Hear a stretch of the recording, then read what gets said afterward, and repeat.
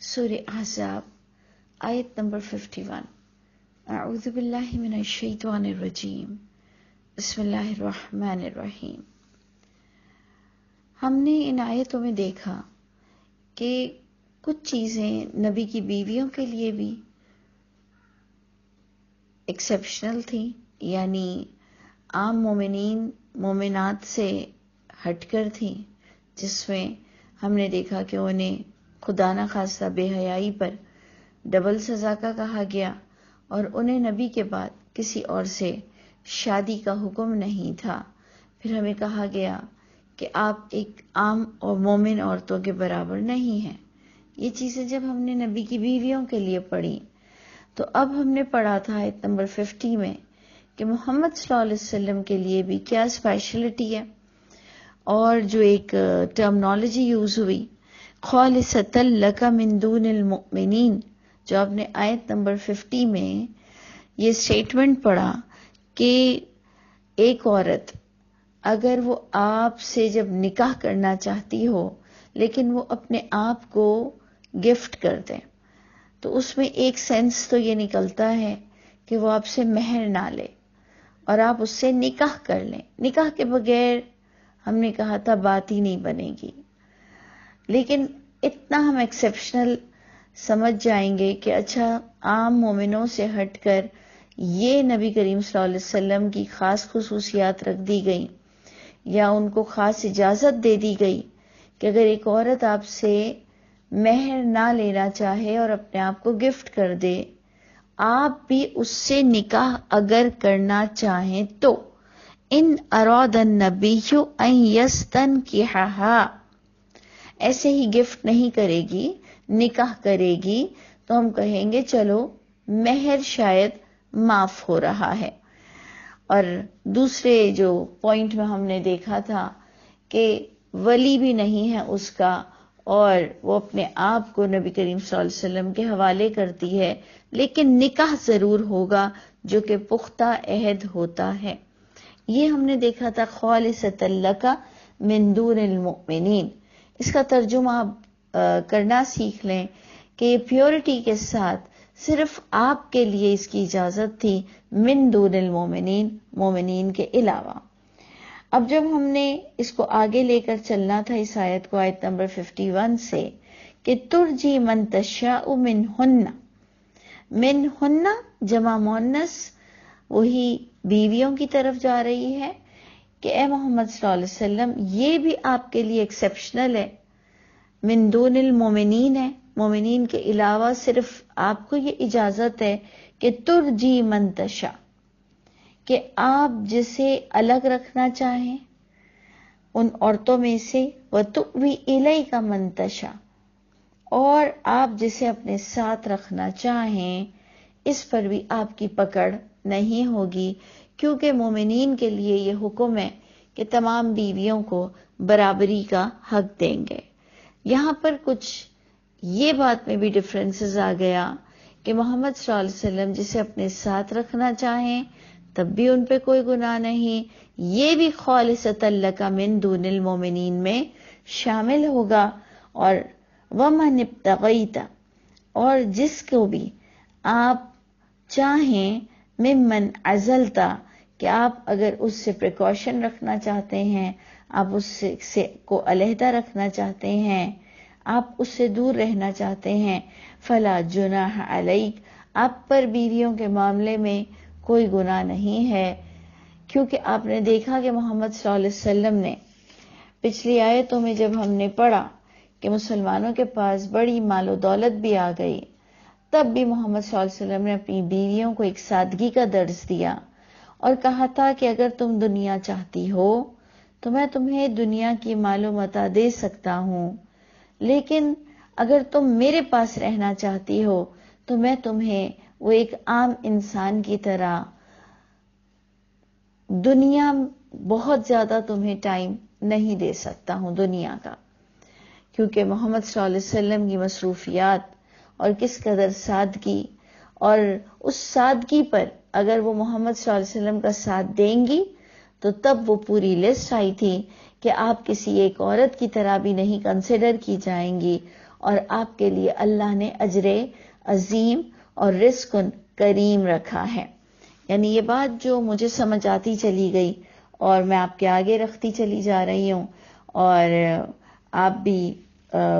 میری اصلاح کریں اگر میں کچھ غلط کہہ رہی ہوں، لیکن میں نے یہی سمجھا کہ نبی کو یہ مومنین کے علاوہ ایک خاص اختیارات سے نوازا گیا کہ آپ جس بیوی کو قریب رکھنا چاہیں، دور رکھنا چاہیں، آپ کے لیے اس پر کوئی گناہ بھی نہیں ہے. لیکن آگے دیکھیں ایک بیلنس بات آ گئی کہ محمد صلی اللہ علیہ وسلم بھی کچھ اس طرح سے بیلنس رکھیں گے بیویوں کے معاملے میں. اور آپ نے ایک اور پوائنٹ بھی دیکھا تھا کہ اگر کوئی عورت اپنے آپ کو گفٹ بھی کرتی ہے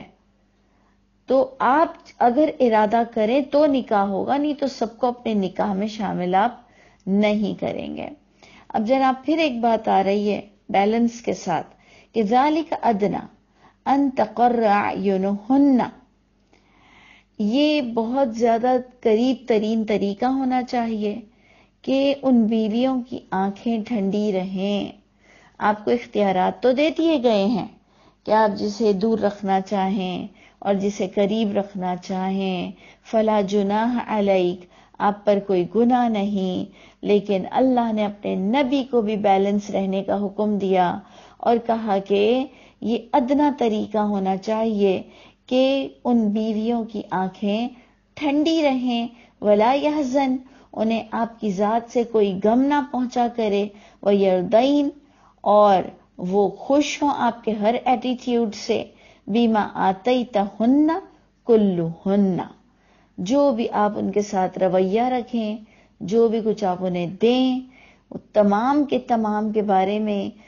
ان کی آنکھیں آپ سے ٹھنڈی ہوں اور ان کے دلوں میں کوئی غم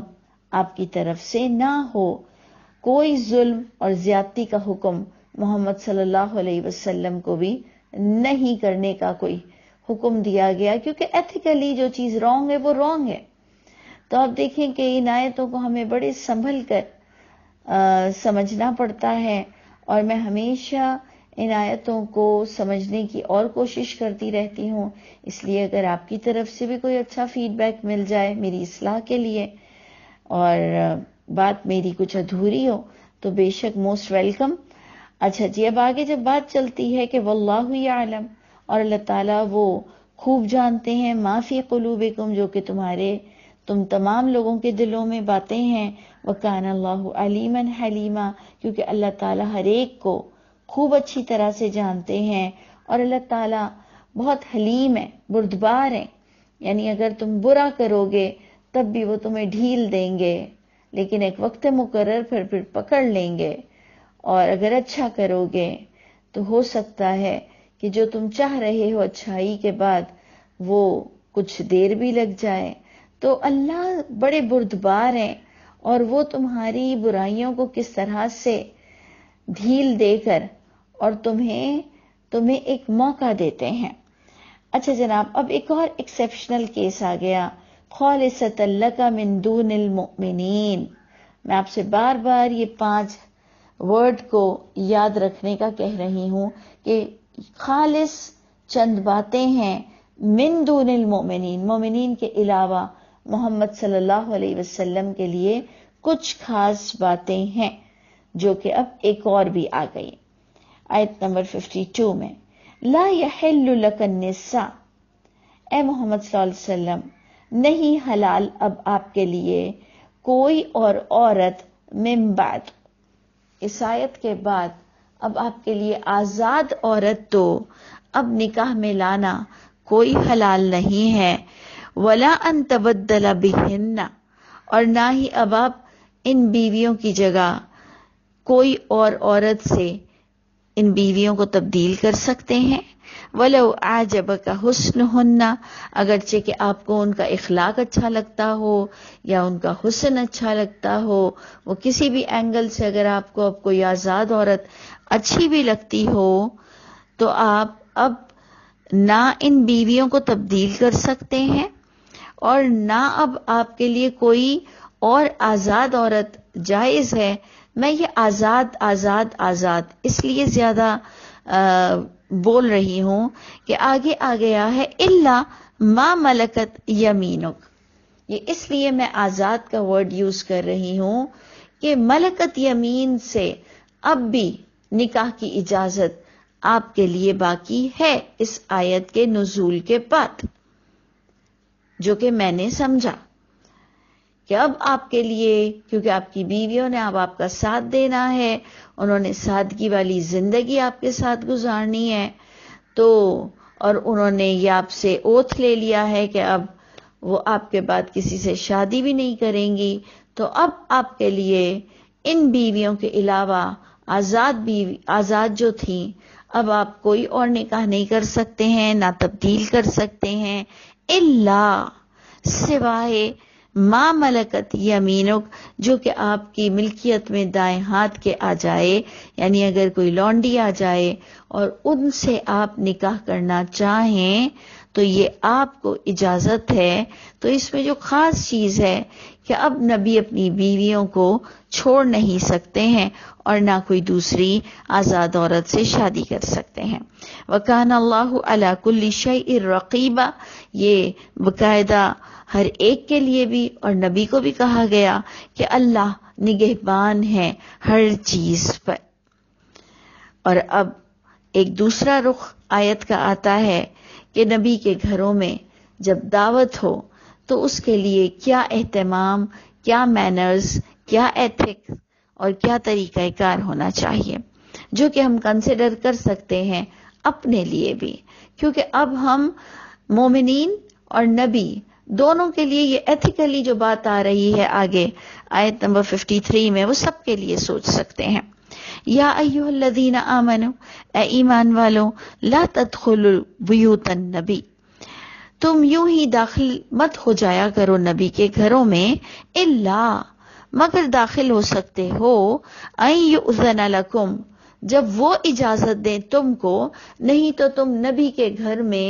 یوں ہی آنا جانا نہیں کر سکتے ہو۔ ایک لحاظ سے یہ وہی ایکسیپشنل کیس بھی ہے، لیکن آگے جو بات بتائی جا رہی ہے وہ ہم سب کے لیے ہے کہ نبی کے گھر میں تم یوں ہی نہیں جا سکتے، الا طعام، کھانا کھانے کے لیے، غیر ناظرین انہ، کہ تم انتظار میں کرو ان کے کھانے پکنے کا، ولیکن اور لیکن تم جا سکتے ہو، اذا دعیتم، جب وہ تمہیں دعوت دیں، فادخلوا، پھر جاؤ داخل ہو، فاذا طعمتم، تم وہاں کھانا بھی کھاؤ، فانتشروا، لیکن پھر تم منتشر ہو جایا کرو۔ یعنی ایک تو کھانا کھانے سے پہلے مت جا کر بیٹھ جایا کرو وہاں پر کہ کھانے پکنے کے انتظار میں، اور پھر اگر وہ تمہیں جب کھانے پر بلائیں تو تم جاؤ، یعنی نبی لوگوں کی دعوت بھی کرتے تھے، پھر جاؤ کھانا کھاؤ، لیکن جب کھانا کھا لو تو منتشر ہو جاؤ، اور منتشر ہونے کے ساتھ کہا جا رہا ہے وَلَا مُسْتَأْنِسِينَ لِحَدِيثٍ، اور گپے شپے مارنے کے لیے، باتیں کرنے کے لیے بیٹھے نہ رہا کرو۔ آپ دیکھیں یہ چیز ہم بھی کرتے ہیں کہ کھانا کھایا، سویٹ ڈش کھائی،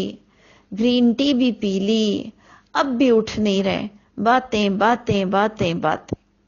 تو اس لیے آپ دیکھیں کہ یہ کچھ باتیں ہمیں سمجھانے کے لیے بھی ہیں اور کچھ انفارمیٹیو آیت بھی ہے کہ نبی گھر میں دعوت بھی کرتے تھے، لیکن اگر وہ دعوت پر نہ بلائیں تو یوں ہی جا جا کر بیٹھ نہ جایا کرو، اور اگر جب کھانا کھا لیا کرو تو فضول باتیں کرنے بھی مت بیٹھ جایا کرو۔ تو اللہ کرے ہم بھی تھوڑا میزبان کے گھروں کا کچھ اس طرح سے خیال رکھ لیا کریں۔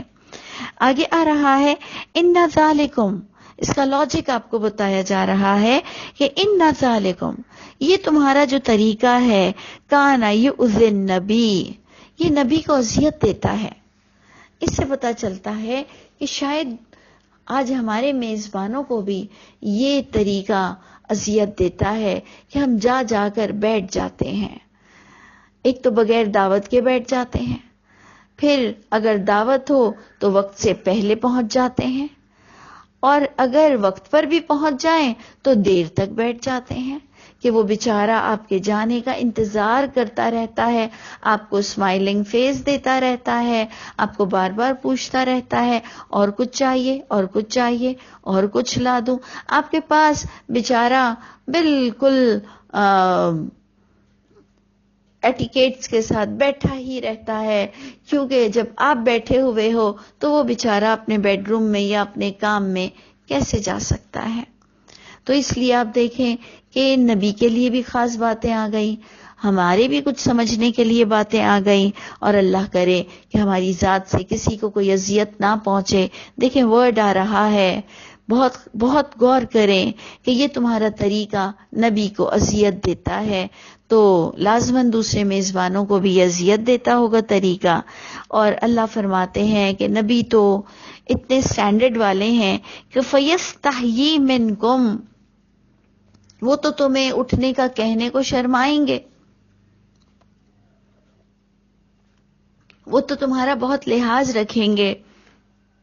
بہت تکلف کریں گے، بس وہ تو شرمائیں گے تمہیں کہنے کا. لیکن اللہ تمہیں بالکل کلیئر بات بتا رہا ہے، وَاللَّهُ لَا يَسْتَحْيِي مِنَ الْحَقِّ، لیکن اللہ نہیں شرماتے ہیں حق بولنے سے. اور اب اس کے ساتھ ایک اور بات آ رہی ہے جو میں سمجھتی ہوں کہ ہم پھر ڈسکس کر لیں گے، کہ یہ خاص نبی کی بیویوں کے لیے ہے یا ہم سب کے لیے بھی یہ مینرز آئیں گے. انشاءاللہ اس کو آگے پھر ڈسکس کرتے ہیں.